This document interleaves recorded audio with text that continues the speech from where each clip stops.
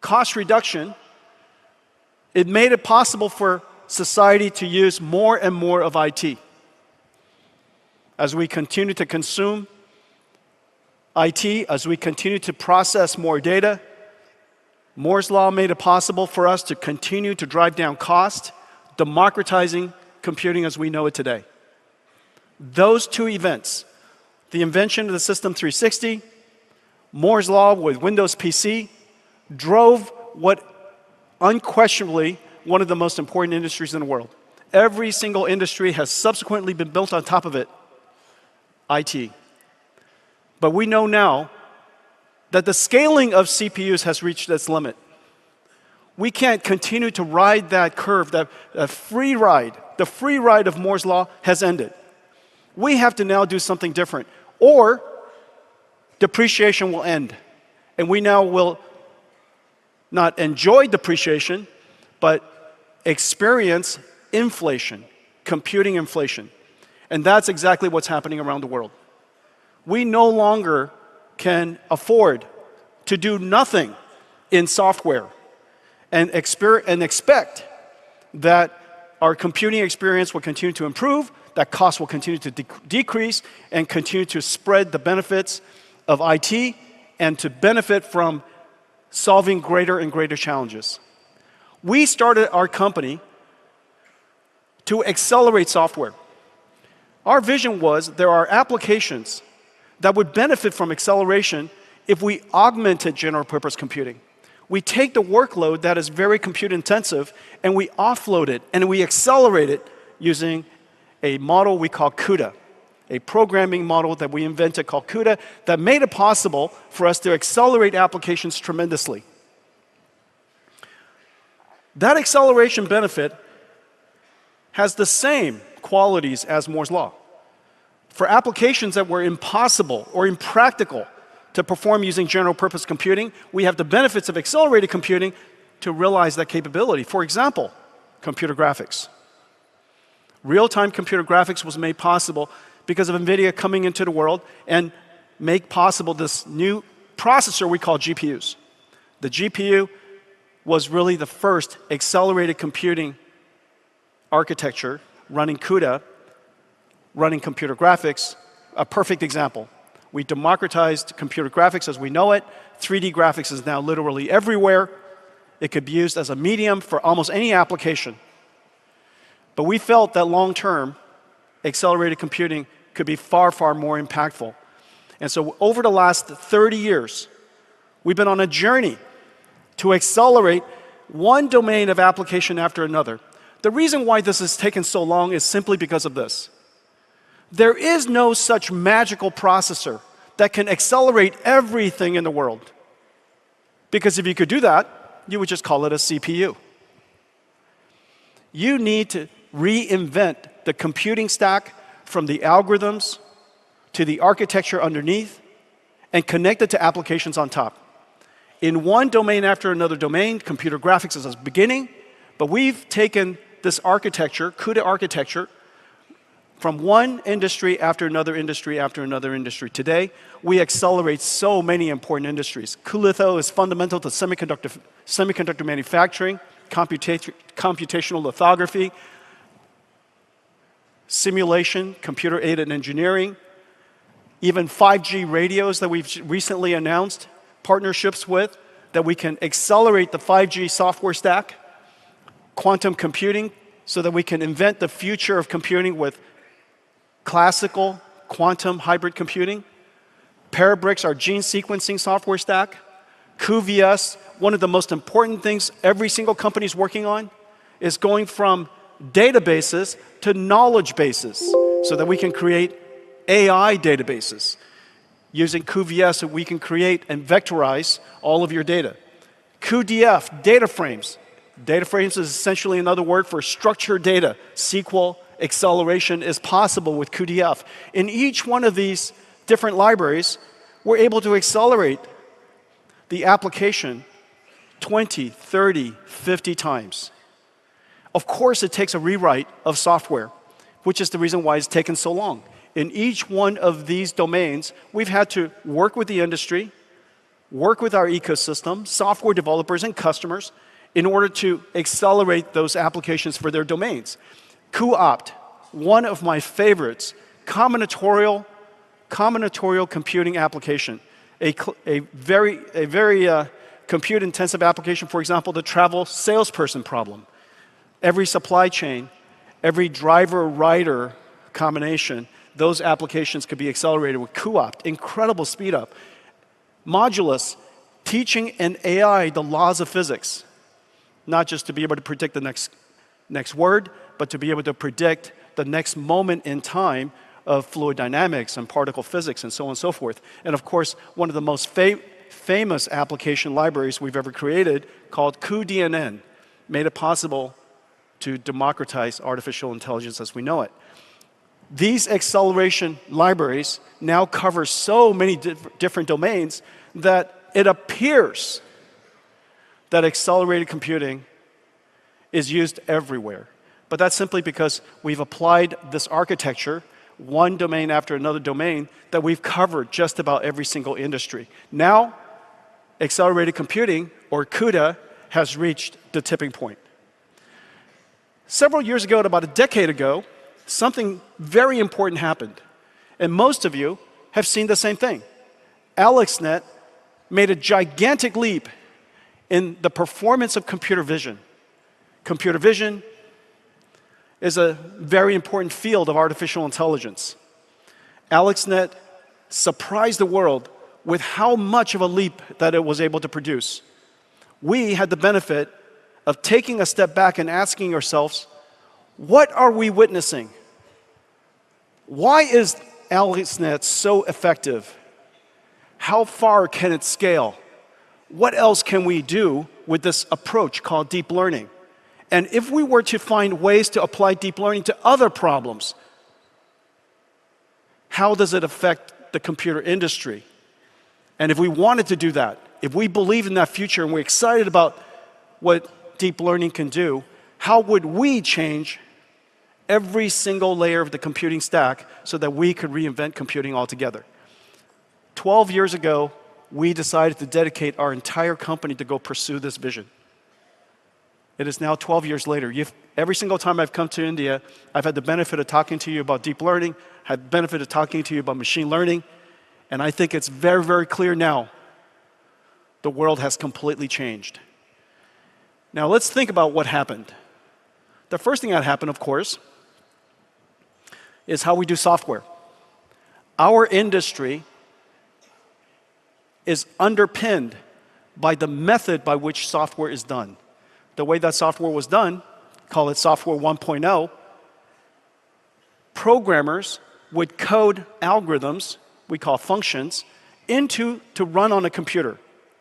And we would apply it to input information, to predict an output. This is basically software 1.0. Somebody would write Python or C or Fortran or Pascal or C++, code algorithms that run on a computer. You apply input to it, and output is produced. Very classically, the computer model that we understood quite well. And it, of course, created one of the largest industries in the world, right here in India, the production of software. Coding, programming became a whole industry. This all happened within our generation. However, that approach of developing software has been disrupted. It is now not coding, but machine learning. Using a computer to study the patterns and relationships of massive amounts of observed data to essentially learn from it the function that predicts it. And so we are essentially designing a universal function approximator using machines to learn the expected output that would produce such a function that would produce such an expected output. And so going back and forth, looking, this is software 1.0 with human coding to now software 2.0 using machine learning. Notice Notice who is writing the software. The software is now written by the computer. And after you're done training the model, you inference the model. You then apply that function now as the input, that function, that large language model, that deep learning model, that computer vision model, speech understanding model, is now an input neural network that goes into the GPU that can now make a prediction given new input, unobserved input. This way of doing software, notice, is based on fundamentally machine learning. And we have gone from coding to machine learning, from developing software to creating artificial intelligence, and from software that prefers to run on CPUs to now neural networks that runs best on GPUs. This, at its core, is what happened to our industry in the last 10 years. We have now seen a complete reinvention of the computing stack. The whole technology stack has been reinvented. The hardware, the way that software is developed, and what software can do is now fundamentally different. We dedicated ourselves to advance this field. And so this is what we now build. What all of you have initially, when I first met India, we were building GPUs that fit into a PCI Express card that goes into your PC. This is what a GPU looks like today. This is Blackwell. Incredible system that is designed to study data at an enormous scale. Yeah, thank you.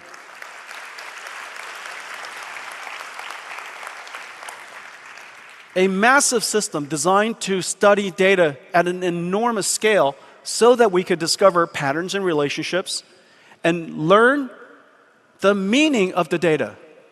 This is the Greek breakthrough. In the last several years, we have now learned the representation or the meaning of words and numbers and images and pixels and videos, chemicals, proteins, amino acids, fluid patterns, particle physics. We have now learned the meaning of so many different types of data. We have learned to represent, how to represent information in so many different modalities. Not only have we learned the meaning of it, we can translate it to another modality. So one great example, of course, is translating English to Hindi. Translating English, large body of text, into other English, summarization. From pixels to image recognition. From words to pixels, image generation. From images, videos, to words, captioning. From words to proteins used for drug discovery. From words to chemicals, discovering new compounds. From amino acids to proteins, understanding the structure of proteins. These fundamental ideas, essentially a universal translator of information from any modality to another modality, has led to a Cambrian explosion of the number of startups in the world. They're applying the basic method I just described. If I could do this and that, what else can I do? If I can do that and this, what else can I do? The number of applications has clearly exploded. In the last couple, 2-3 years, the number of generative AI companies around the world, tens of thousands, tens of billions of dollars have been invested in this field, all because of this one instrument that made it possible for us to study data at enormous scales. Well, I just want to say that in order to build the Blackwell system, of course the Blackwell GPU is involved, but it takes 7 other chips. TSMC manufacture all of these chips, and they're just doing an extraordinary job ramping the Blackwell system. This is Blackwell is in full production, and we're expecting to deliver in volume production in Q4. And so this is basically Blackwell. Now, this is one of the things that's really incredible about the system. Let me show it to you.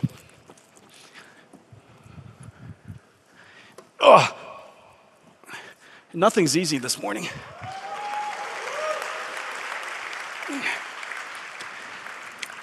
This is NVLink, and it goes across the entire back spine of a rack of GPUs.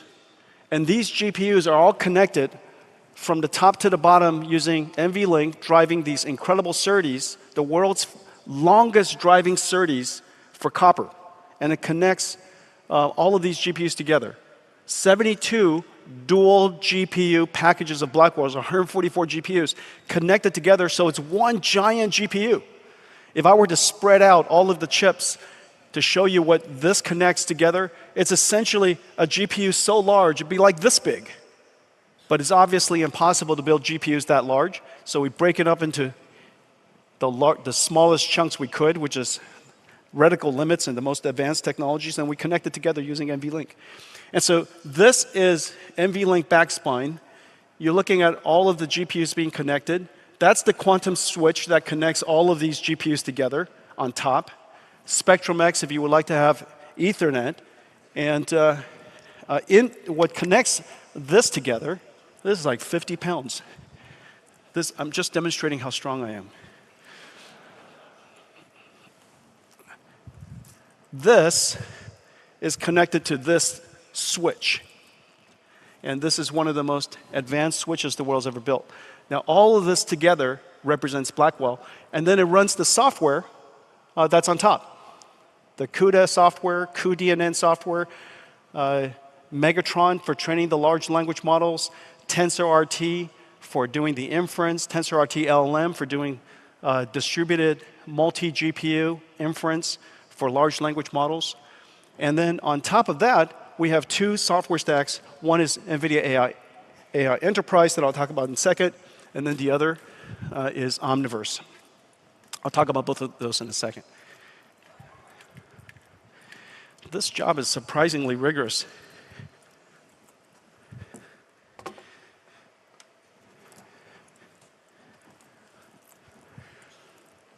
So this is the Blackwell system. This is what NVIDIA builds today. And for those of you who have known us for a very long time, it's really quite surprising how the company has transformed. But literally, we reasoned from first principles. We reasoned from first principles how computing was going to be done in the future, and this is Blackwell. Now, the Blackwell system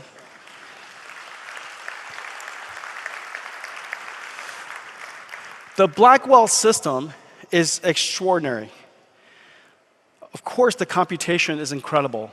Each rack is 3,000 pounds, 120 kilowatts, 120,000 watts in each rack. The density of computing, the highest the world's ever known.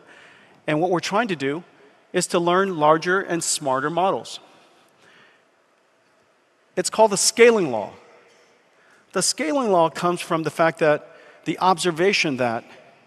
empirical observation and measurements that suggests the more data you have to train a large language model with, and therefore the correspondingly large model size, the more information you want to learn from, the larger the model has to be, or the larger model you would like to train, the more data you need to have. And each year, we're increasing the amount of data and the model size each by about a factor of 2, which means that every single year, the computation, which is the product of those two, has to increase by a factor of 4. Now remember, there was a time when the world, Moore's law was 2 times every year and a half, or 10 times every 5 years, 100 times every 10 years. We are now moving technology at a rate of 4 times every year. 4 times every year over the course of 10 years, incredible scaling. And we continue to find that AI continues to get smarter as we scale up the training size. The second thing that we've discovered recently, and this is a very big deal, after you're done training the model, of course, all of you have used ChatGPT. When you use ChatGPT, it's a one-shot. You give it a prompt. Instead of writing a program to communicate with a computer today, you write a prompt. You just talk to the computer the way you talk to a person. You describe the context, you describe what it is you're querying about. You could ask it to write a program for you. You could ask it to write a recipe for you, whatever question you would like to have. And the AI processes through a very large neural network and produces a sequence of answers, producing one word after another word. In the future, and starting with Strawberry, we realize that, of course, intelligence is not just one shot, but intelligence requires thinking. And thinking is reasoning, and maybe you're doing path planning, and maybe you're doing some simulations in your mind. You're reflecting on your own answers. And so as a result, thinking results in higher quality answers. And we've now discovered a second scaling law. And this is a scaling law at the time of inference. The longer you think, the higher quality answer you can produce. This is not illogical. This is very, very intuitive to all of us. There are some problems. For example, what's my favorite? If you were to ask me, what's my favorite Indian food, I would tell you chicken biryani. Okay? And I don't have to think about that very much, and I don't have to reason about that. I just know it. And there are many things that you can ask it. Like, for example, what's NVIDIA good at? NVIDIA is good at building AI supercomputers. NVIDIA is great at building GPUs. And those are things that you know that it's encoded into your knowledge. However, there are many things that requires reasoning. For example, if I had to travel from Mumbai to California, and I want to do it in a way that allows me to enjoy 4 other cities along the way. Today, I got here at 3 a.m. this morning, and I got here through Denmark, and right before Denmark, I was in Orlando, Florida, and before Orlando, Florida, I was in California. Okay, and so that was 2 days ago, and I'm still trying to figure out what day we're in right now. But anyways, I'm happy to be here. If I were to tell it, I would like to go from California to Mumbai, and I would like to do it within 3 days. And I give it all kinds of constraints about what time I'm willing to leave and able to leave, what hotels I like to stay at, so on and so forth, the people I have to meet.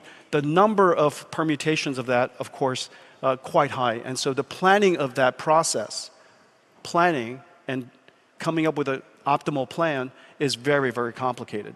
And so that's where thinking, reasoning, planning comes in. And the more you compute, the higher quality answer you could provide. And so we now have 2 fundamental scaling laws that is driving our technology development. First for training, and now for inference. And so we're going to deliver Blackwells by the Q4 timeframe of this year, and shipping out to customers. And the demand for Blackwells is incredible. And the reason for that is this. The number of foundation model makers has more than doubled since the beginning of Hopper.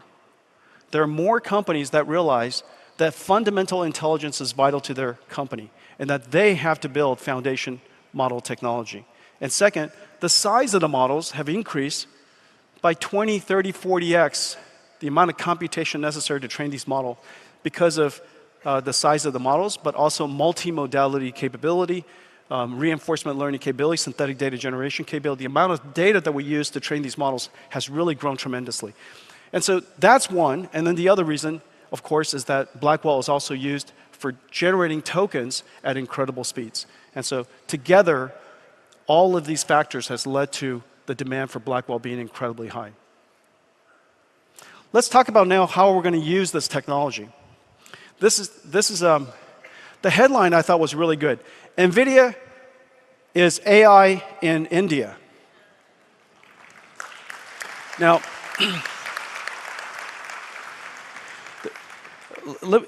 aside from the letter V, you could use Nvidia to create the rest of that sentence, which I thought was really cool. Now, thank you.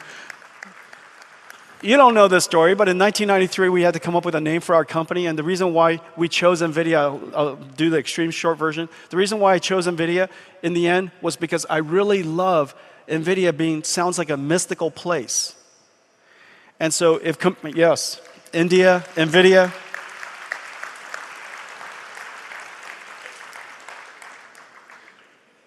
And sounded like a great place. And so if it turns out that computer graphics and accelerated computing didn't work out for us, we could do almost anything. And so I'm just happy it worked out. Okay, so Nvidia in India. We have a really rich ecosystem here. The first thing that you have to realize is that in order to build an AI ecosystem in any industry or in any country, you have to start first with the ecosystem of the infrastructure. And we announced that Yoda, that E2E, Tata Communications, and our other partners are joining us to build fundamental computing infrastructure here in India. And in just 1 year's time, by the end of this year, we will have nearly 20 times more compute here in India than just a little over a year ago. That's the amount of infrastructure we're getting. Yep. So the first part of building an AI ecosystem is the AI infrastructure, just as the first part of infrastructure for the internet ecosystem was building the infrastructure of networking. Of course, the infrastructure of networking internet consists of the personal computer, cloud, and internet itself. In the case of AI, it starts with the AI computing infrastructure. And the next part, the operating system of AI, is large language models. And we've worked with partners here in India to build the Hindi large language model. And Hindi large language model, as you know, there's 25 different formal languages here in India, with apparently a dialect every 1,500 kilometers.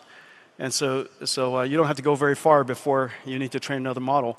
And so here in India, if anybody, this is the hardest language model region in the world. And if anybody could do it, you can do it.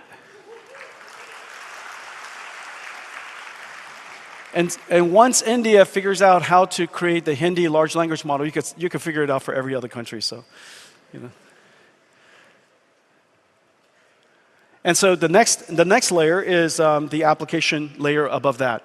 And working with us to bring AI to the ecosystem of India, of course, AI native companies that are creating new applications that are made possible only with AI. And then our service partners from Wipro to Infosys to TCS, working with us to take the AI models and the AI infrastructure out to the world's enterprises. Now, that's Nvidia in India. I'm going to have Vishal, our country leader, come join me on stage, because I would love for him to talk to you about some of the companies that we're working with here in India. Vishal? Vishal Tupar? Okay, so I'm going to introduce a couple of other ideas.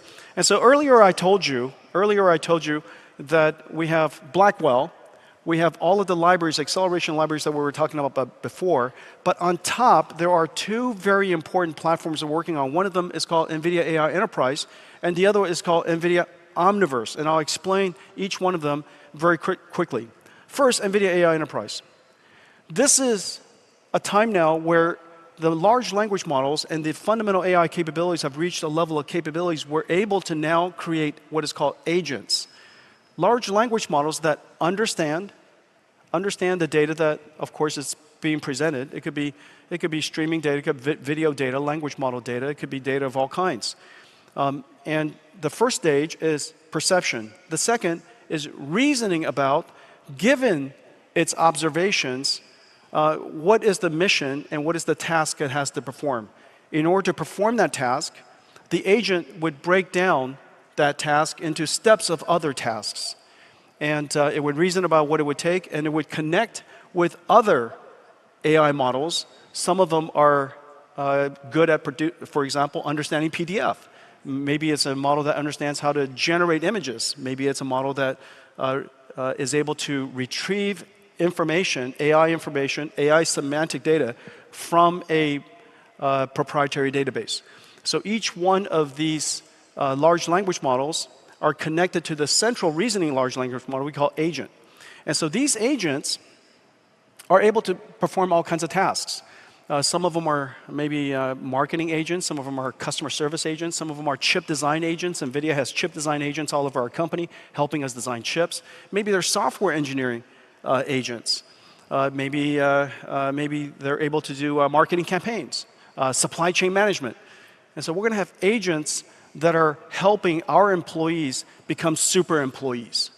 These agents or agentic AI models augment all of our employees to supercharge them, make them more productive. Now, when you think about these agents, it's really the way you would bring these agents into your company is not unlike the way you would onboard someone who's a new employee. You have to give them training curriculum. You have to fine-tune them, teach them how to use, how to perform the skills, and understand the vocabulary of your company. You evaluate them, and so there are evaluation systems. And you might guardrail them. If you're an accounting agent, don't do marketing. If you're a marketing agent, don't report earnings at the end of the quarter, so on and so forth. And so each one of these agents are guardrailed. That entire process we put into essentially an agent lifecycle suite of libraries, and we call that NeMo. Our partners are working with us to integrate these libraries into their platforms so that they could enable agents to be created, onboarded, deployed, improved into a lifecycle of agents. And so this is what we call NVIDIA NeMo. We have, on the one hand, the libraries. On the other hand, what comes out of the output of it is an API inference microservice we call NIMS. And so essentially, this is a factory that builds AIs.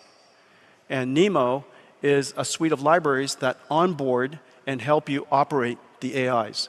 And ultimately, your goal is to create a whole bunch of agents. We have partners here that we're working with in India. And Vishal, if you could tell everybody about our ecosystem here. Absolutely, Jensen. The word that struck me as I was standing behind was a word called mystique. This is the mystique of India. Jensen was here exactly 12 months back, and he asked me a pretty profound question, that the rich tapestry of India, how are you going to encode it? And it all began from the infrastructure.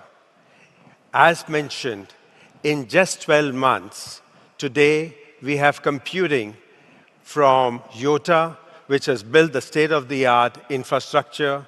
Tatas are going live. E2E has been in existence, giving us accelerated computing infrastructure for a long, long period of time.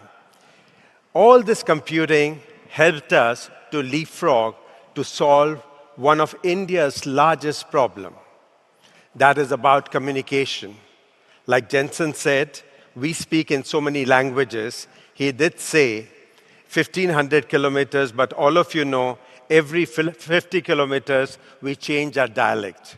We don't only speak English, we speak English, and if you are from South, there'll be a little bit of Malayali also added into it. So how do we make this really work is the work of some of our partners. Servam is a classical example. Servam basically started their efforts to basically help India talk. They decided we're going to do voice-to-voice. And while doing voice-to-voice, they had to understand how does this language work, which is multimodal, how do we make sure that it performs, and they came into existence pretty quickly because there was infrastructure that was available to us. Similarly, we saw projects coming from Bharat GPT. Again, a work that has been done predominantly in academia. The academia in India has been rich with ideas. And every time they wanted an idea to be translated into reality, they need infrastructure. Today, the work that we are doing in IITs, the work that we are doing at different organizations is all a result of coming together, solving the critical issue that India has. Not only was the language getting solved, we also realized very quickly that there are many mega challenges that India has. And one of the, It's almost lunchtime, yes. but take your time. Okay, just one more thing. Okay, yeah. Just one more thing. Health. No one loves India more than Vishal.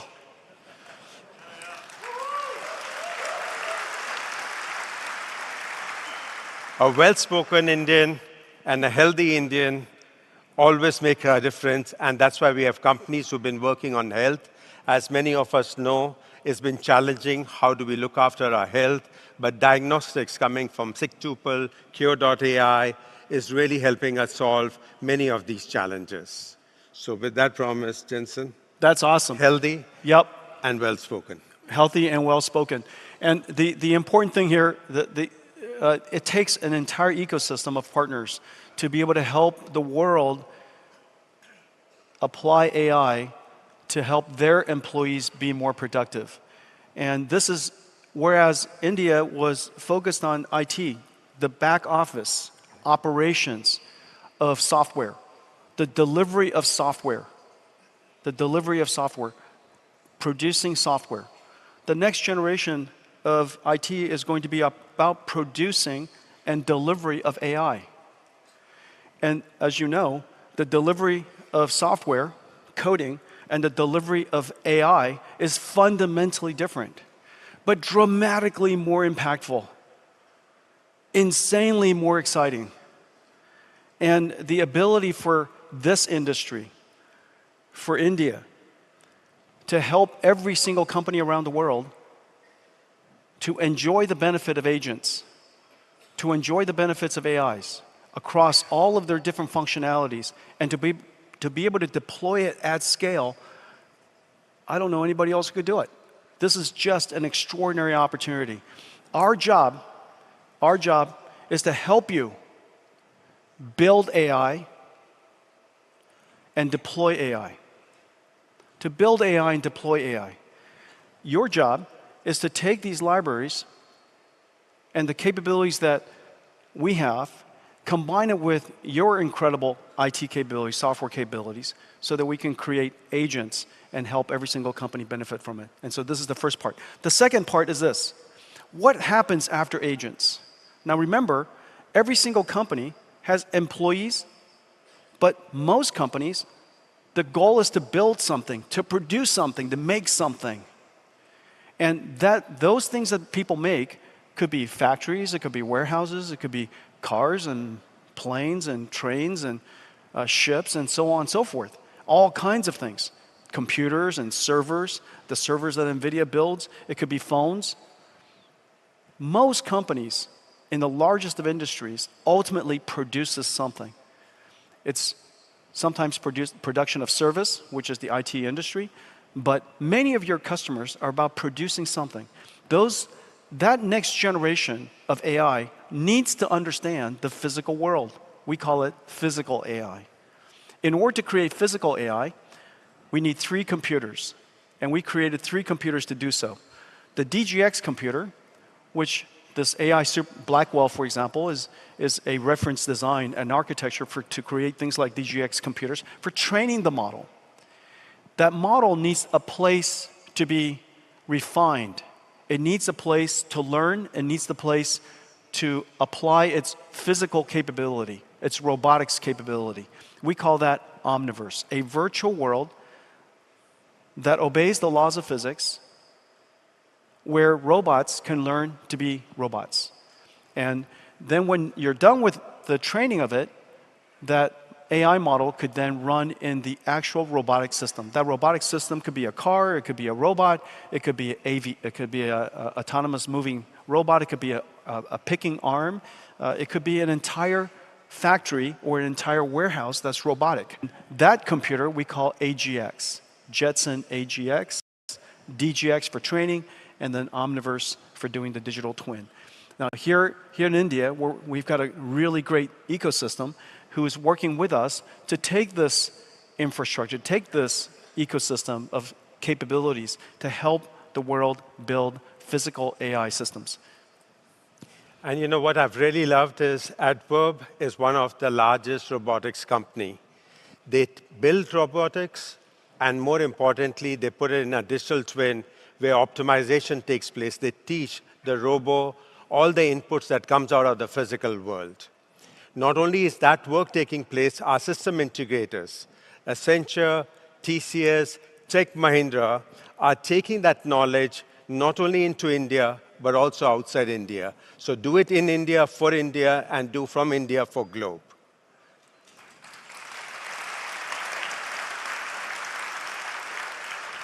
Start locally, grow globally. Right. Right, that's fantastic. Okay. Thank you. Thank you. Thank you very much, Vishal. Thank you. Thank you. We made a short video to help you put everything together that I just said. Run it, please.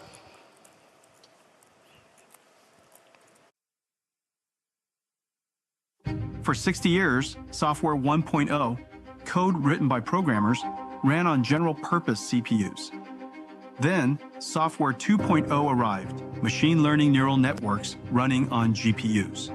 This led to the big bang of generative AI, models that learn and generate anything. Today, generative AI is revolutionizing $100 trillion in industries. Knowledge enterprises use Agentic AI to automate digital work. Hello, I'm James, a digital human. Industrial enterprises use physical AI to automate physical work. Physical AI embodies robots like self-driving cars that safely navigate the real world, manipulators that perform complex industrial tasks, and humanoid robots who work collaboratively alongside us. Plants and factories will be embodied by physical AI, capable of monitoring and adjusting its operations, or speaking to us. Nvidia builds 3 computers to enable developers to create physical AI. The models are first trained on DGX. Then, the AI is fine-tuned and tested using reinforcement learning physics feedback in Omniverse. And the trained AI runs on Nvidia Jetson AGX robotics computers. Nvidia Omniverse is a physics-based operating system for physical AI simulation. Robots learn and fine-tune their skills in Isaac Lab, a robot gym built on Omniverse. This is just one robot. Future factories will orchestrate teams of robots and monitor entire operations through thousands of sensors. For factory digital twins, they use an Omniverse blueprint called Mega. With Mega, the factory digital twin is populated with virtual robots and their AI models, the robots' brains. The robots execute a task by perceiving their environment, reasoning, planning their next motion, and finally converting it to actions. These actions are simulated in the environment by the world simulator in Omniverse, and the results are perceived by the robot brains through Omniverse sensor simulation. Based on the sensor simulations, the robot brains decide the next action, and the loop continues, while Mega precisely tracks the state and position of everything in the factory digital twin. This software-in-the-loop testing brings software-defined processes to physical spaces and embodiments, letting industrial enterprises simulate and validate changes in an Omniverse digital twin before deploying to the physical world, saving massive risk and cost. The era of physical AI is here, transforming the world's heavy industries and robotics.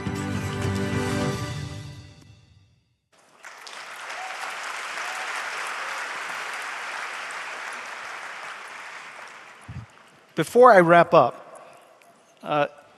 I want to introduce you to somebody I met today. And there's a superstar in the audience.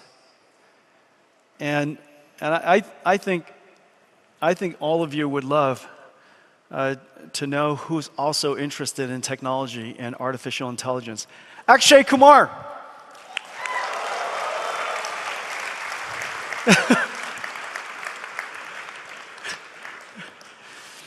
Akshay and I have many things in common. For example, both of us have been doing our jobs for over 3 decades. One of us is a martial artist.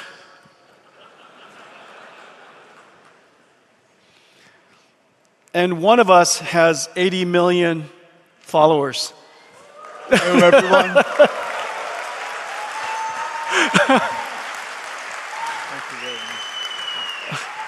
Unbelievable. Well, I especially told you not to call me the superstar word. I especially told you. I know he did. But I think there was ladies one and superstar gentlemen, I know who was my father-in-law, Mr. Rajesh Khanna. he absolutely insisted I do not say that. He is so humble. But can we all agree he's a superstar? So you and I, we started our careers around the same time. Yeah, we started you've achieved a level of artistry that I'm still trying to. you're. So the two of us, I started when I was 29 years old. Nvidia. I don't mean. You and I have something in common. We both started from Thailand. Thailand, that's right. Thailand We both grew up in Thailand, in Bangkok, and we were just speaking Thai. He went to Thailand. He went to Thailand to learn how to be a martial artist. I went to Thailand just to grow up, but. Well, I had no other choice. I mean, so that was one place which was cheap enough for me to go there, and my parents couldn't afford it, so that was the place. I went there. I wanted to learn, and it so happened that that today martial art has helped me where I am. I call myself a stuntman first and an actor later. So tell me, both of us, we've been doing really the same job for about 30 years. Right. And constantly. It's the same job? Literally exactly the same job. Okay. And constantly striving to heighten, elevate our artistry, elevate our craft, constantly striving to be better. And so when you look back on your career, what are some of the things that you would say are really fundamental to you being here today and really helped you achieve what you've achieved? What has been there what I have achieved in life, and what are the fundamental things that you want? Yeah, what are your characteristics? What do you think some of the core values or your nature that has led to? I think one of the biggest thing has been self-discipline. Mm-hmm. That's always been there, which has helped me throughout. It's been like 34 years now in this industry. This industry has given me a lot. And it's one thing is important for me is self-discipline, which has got me where I am today. So that's the main part, which it is. And I always believe, and I always say to people that, guys, make your children get into martial art. Discipline them up. It is one of the best thing and a very, very, very important thing. Your children are also in That's martial right. art. Both of my children are second-degree black belts. Here we go. Yeah. That's perfect. It's the most important thing. That's what it has been. There. It gives them something to be good at. Yep. Something they could be proud of. When you're good at anything, it gives you confidence to do everything else. And of course, martial arts, it teaches you discipline. But the other thing that you have an abundance of is humility. You're just incredibly humble. And martial arts also teaches you that. It teaches you. It teaches you a lot of that. It teaches you, gives you good confidence. And I would like to know something from you. You're probably wondering how I stay so disciplined. I'm just saying. You are. Have you noticed? We're both martial artists. You are. You have done a great job with yourself. You're 61.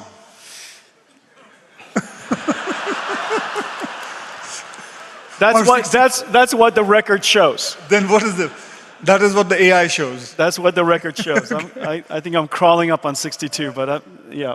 Okay, so I think you have maintained yourself. You're what, 42? No. 37. Okay. And the two of us have been doing the job for 30 years each. That's true. He started when he was 7. I started when I was 29. Well, my Hindi film industry has never made a film on AI. And we have a robo bani thi. वो Hindi picture नहीं थी लेकिन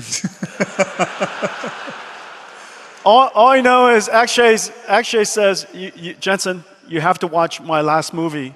It's about super cops. I know it's going to release now. Yeah, yeah. It's going to release now. It's. I can't tell you about it. It's a secret. He told me about it. It's about super cops. Okay. Yeah, I must say, I must admit that you keep the secret very well. Well, what I want to know is, what is one thing which AI can't copy from humans? Which I would like to know that. What kind of a thing would it be that humans can do but AI can't? Yeah. And yeah. Actually, it's an excellent question. And in fact, this is probably the single most vital question for now. Right. Which is, what are all the things that AI can do? What can it do? It turns out that as we speak, AI has no possibility of doing all of what we do. However, depending on the jobs that we do, sometimes it could do 20% of our jobs, 20% of our work, 1,000 times better. For some people, it might be able to do 50% of their job, 1,000 times better. But in no job can they do all of it.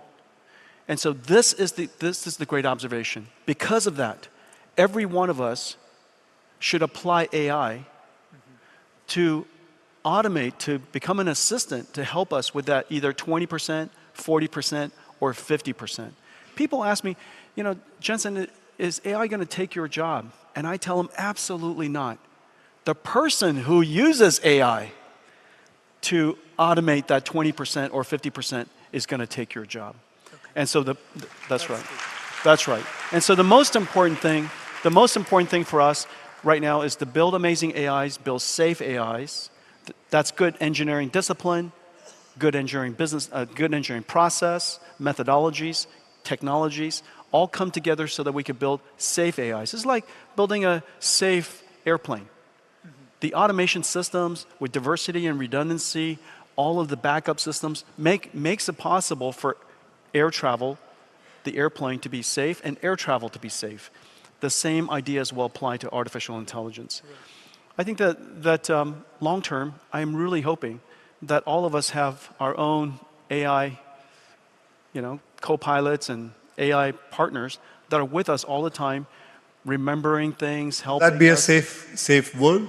That would be a wonderful world. That would be a wonderful world. No, it won't be like something like what they show in Hollywood films, that AI is taking over humans. No, because along the way, amazing engineers like all the people in this audience, right? You're talking to basically engineers, a whole bunch of computer scientists. Right. It is our fundamental mission to enable AI to be realized for the benefits of society, but doing it in a way that is systematically safe.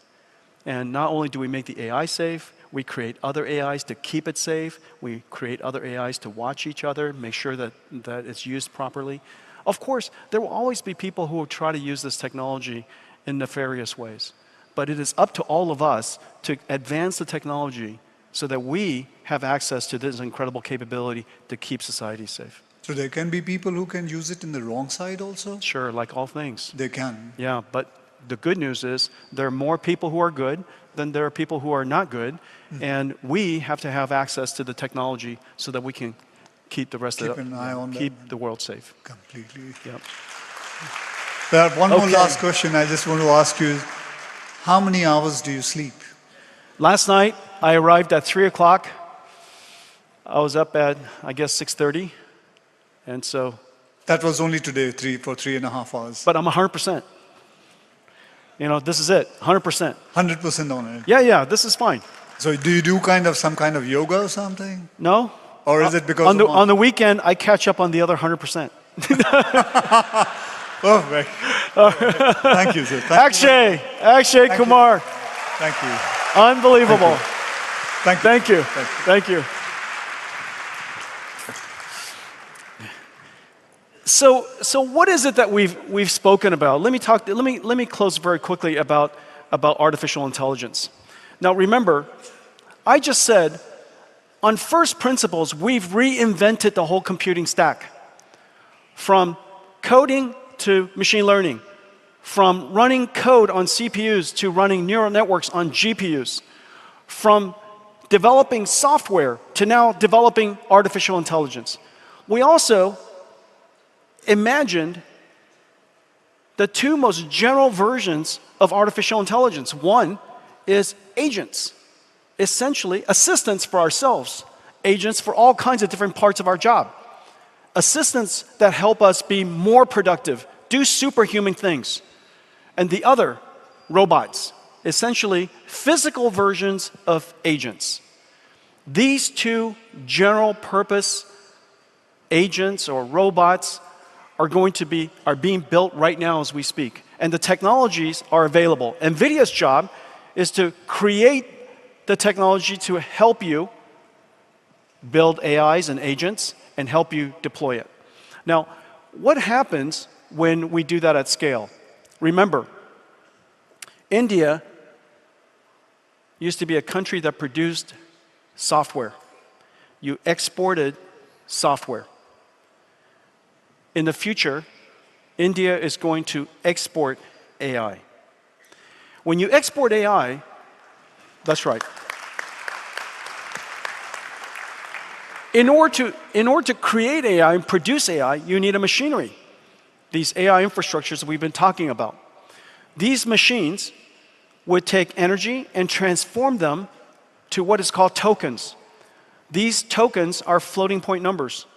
And these numbers reconstitute, depending on its modality, into artificial intelligence. Artificial intelligence, digital intelligence, one of the most valuable commodities we know. And so the future is going to have a new industry. And this new industry is the production of intelligence. This is production of intelligence at enormous scale. That's the reason why I say there's a new industrial revolution. A singular factory, singular concept of a factory, running all these different process, all these different types of data, creating these models, generating and producing intelligence and tokens at scale for all kinds of different industries. This is what we're seeing happening in front of us as we speak. And so I hope to partner with all of you to enable India to be at the center of this new industrial revolution. Now, to talk to you about some more of this and how it applies to India, I have another special guest, and you will surely know him as well. An industry pioneer. An industry pioneer. Someone we can genuinely say help digitalize India. And yeah, please. And help build the fabric of the modern internet India that we know. Ladies and gentlemen, Mukesh Ambani.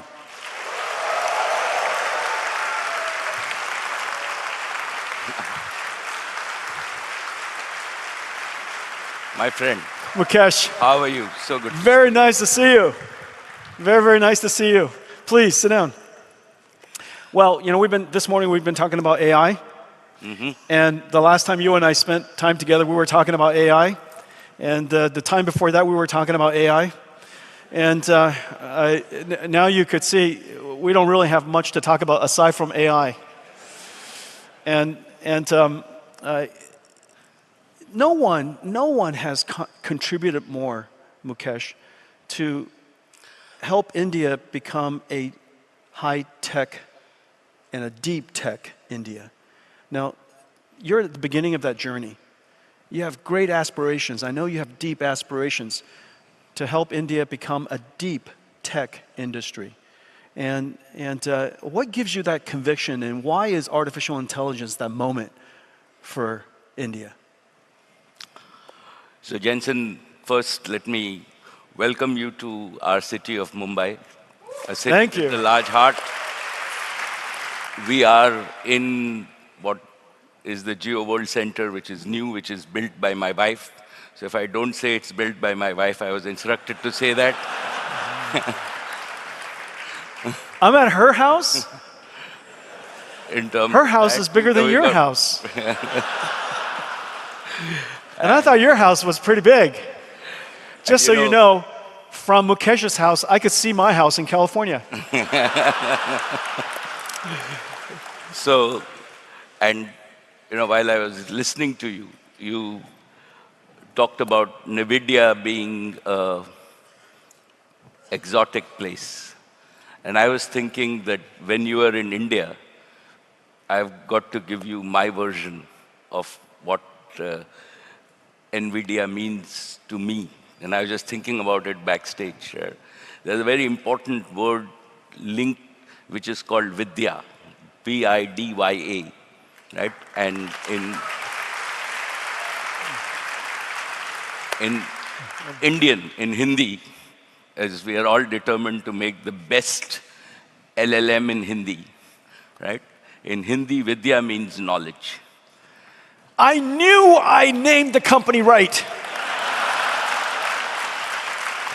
I knew it. So everybody said, Nvidia, what a horrible name. You will never make it. So what it means... I knew it. I stuck with it. So you can take credit for this interpretation. Gosh. No problem. Right?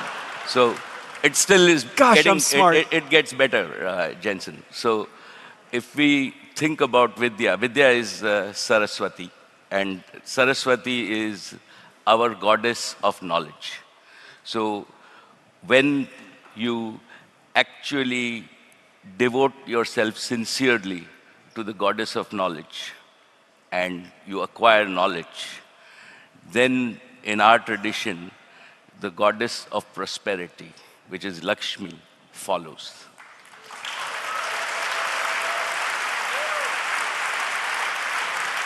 So what you are doing... 32 years ago, I knew this.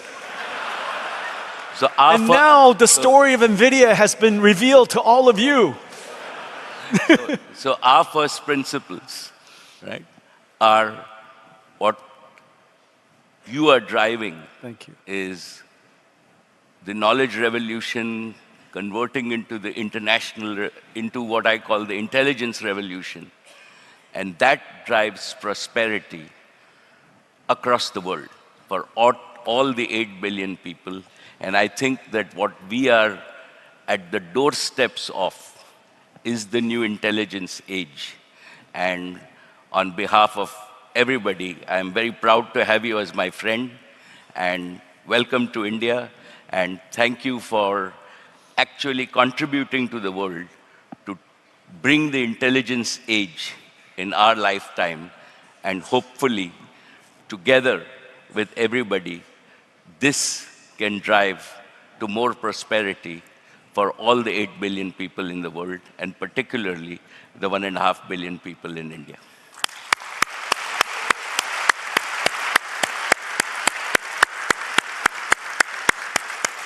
Mukesh, it is such an honor and such a great privilege and incredible joy to be able to contribute in this way. And as you know, the IT industry of India is world-renowned for its very large scale and not just in size, but in deep expertise of computer science. Very few countries in the world has this natural resource, this amazing natural resource called IT and computer science expertise. In the last couple of years, we've been working together to upskill, and we've now upskilled about 200,000 IT professionals into the world of AI. You know, what do we have to do together, and how can we work together to help transform India at the speed of light, really? Because everything is moving so fast. To transform India into a center, not of just IT, but a center of AI. So, from my point of view, Jensen, let me tell you my own experience in India. First, right, as our Prime Minister has said, that this is a new aspirational India. What we have today is we are among the only country in the world where the average age of 1.4 billion Indians is below 35. So what is driving our economy is not only new technologies like AI, but also aspirations.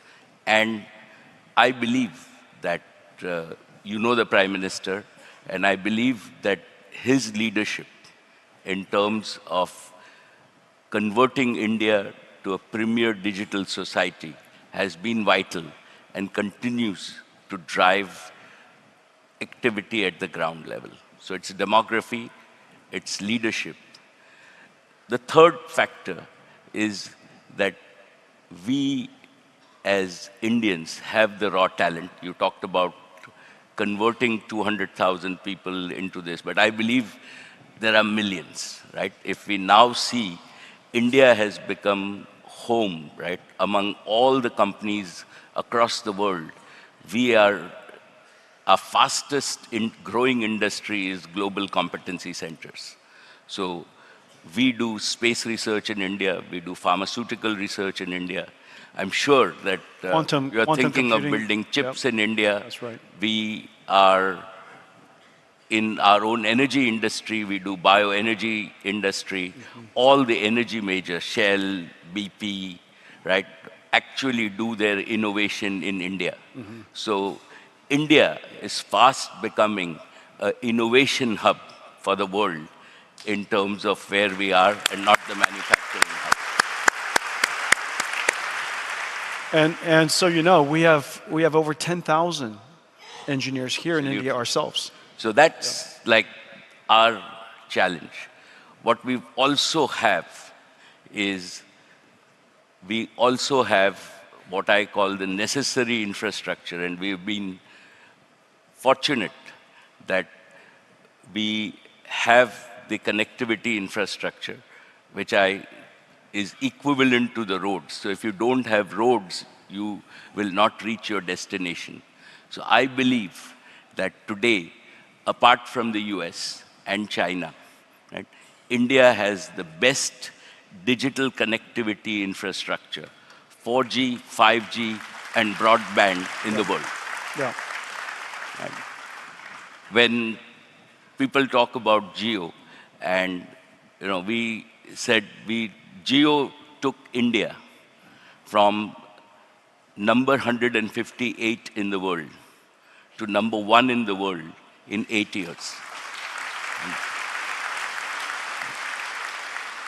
We, as a single company, didn't know anything about this domain, right? But today, we are the largest data company in the world, right? Yeah. Our volumes are equivalent to AT&T, T-Mobile, and Verizon combined. Yeah. So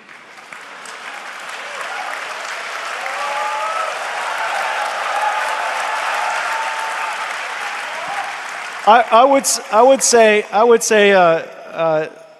size of local market is quite an advantage.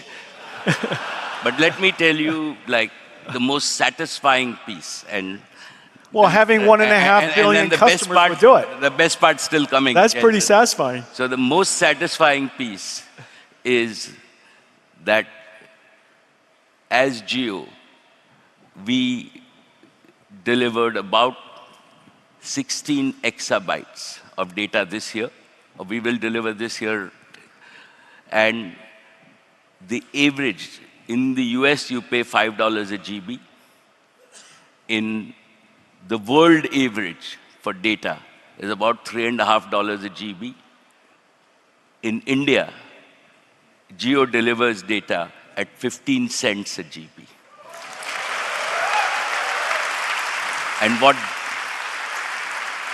what that means is... Do you encourage your customers to use their phones? We do. And what really that means, Jensen, is a perpetual value. Yeah. Right? That technology has delivered customer value of between $500 and $700 billion a year on year, every year, and to Indians. And this is the gift of technology to the people of India. And this is what you described as intelligence, we can do to actually bring prosperity to all the people and bring equality to the world. And that is the opportunity, why I described this. And this is the reason that India will be one of the biggest intelligence markets. And it's not only our aspirations, but I think It is just the raw gene pool and the raw gene power that exists in India, the youth power that exists in India, that is actually going to And drive And Mukesh, intelligence, and this is a hopefully very- once we drive intelligence for our domestic market, right, we will use intelligent services beyond software to integrate with the rest of the world. That's right. And Indians now will not only export CEOs to the world's largest companies, but hundreds of millions of Indians. And It's true. It's true. All of my colleagues, all of my friends back home, they're all Indians. All of my CEOs. And hundreds of millions will deliver to the world AI services to Shantanu. help a better world. Yeah. And that is why your being here, Thank you. right, is important. Your commitment to this country is important, and working together, right? This cannot be done by any one company, any one individual, but we all have to work together to bring this intelligence age safely to the world so that we can create a more equal world, a prosperous world, and allow the global south to catch up with the rest of the world. Yeah, that's really terrific. And one of the things that you've highlighted is just the immense amount of digital data that's available, surely at Geo and in India. And this leads to one of the things that I want to announce with you. As you know, in order to lead in artificial intelligence, you need to have AI model technology that India has. You need to have data, massive quantities of data. And using the last thing you need is AI infrastructure. And we're announcing that Reliance and Nvidia are partnering to build AI infrastructure here in India. Absolutely. And then the thing that I will say is that in order ultimately to create that into a flywheel is one of the great advantages that India has, which is a very large population of users. And so now you have the fundamental ingredients, AI, data, and AI infrastructure, and you have a large population of users that ultimately creates your AI flywheel. The thing that I really love, and when I met Modi ji, the first time he asked me to meet his cabinet was this has got to be about 6 years ago. He asked me to address his cabinet about artificial intelligence. And I was so surprised. It was literally the first time any government leader, any national leaders asked me to address his cabinet on this particular topic. It was long before anybody was talking about artificial intelligence. And my last visit with him, he said this, and it was really quite profound. He said, I was explaining to him the concept of AI infrastructure and why it's essential for every nation to have their own AI infrastructure, like their own communication, their internet infrastructure, their roads, like energy, of course, and of course, intelligence should be part of your infrastructure, and the manufacturing of intelligence should be part of your infrastructure. And he said this, he said, it makes complete sense that India should manufacture its own AI, manufacture your own AI. You should not outsource, you should not export data to import intelligence. That India should not export data to import intelligence. And he said... Absolutely. And Modi ji said, it's like India should not just export flour to import bread. We should add value to the data ourselves. And the partnership that we have is to start that journey, to build the underlying infrastructure so that India could have your own infrastructure. You surely have your own computer science expertise. And you also have your data. You have a giant population of users to drive that flywheel. And then one more comment. This is the thing that he was most inspired by 6 years ago. He said that artificial intelligence has the ability to elevate the entire population of India. And the reason for that, I was talking earlier to him about the fact that there are so few people in the world who knows how to program a computer. Programming is not easy. Here in India, it's the largest population of programmers in the world. However, still programming is not easy. Most people don't know how to program Python or C++ or Pascal or Fortran or Java, but everyone knows how to program an intelligence. And so the ability to program computers is available to a small population, but the ability to program AI is something that everyone can do. And if AI could be put into the hands of every citizen, it would elevate and put into the hands of everyone this incredible capability you and I get the benefit from called computers. And this computer could now benefit everybody in society. And that, he explained that back to me. Yeah. Absolutely. And I think that is why I started by saying that we are very fortunate to have a visionary leader who believes not only in vision, but in execution. Yeah. And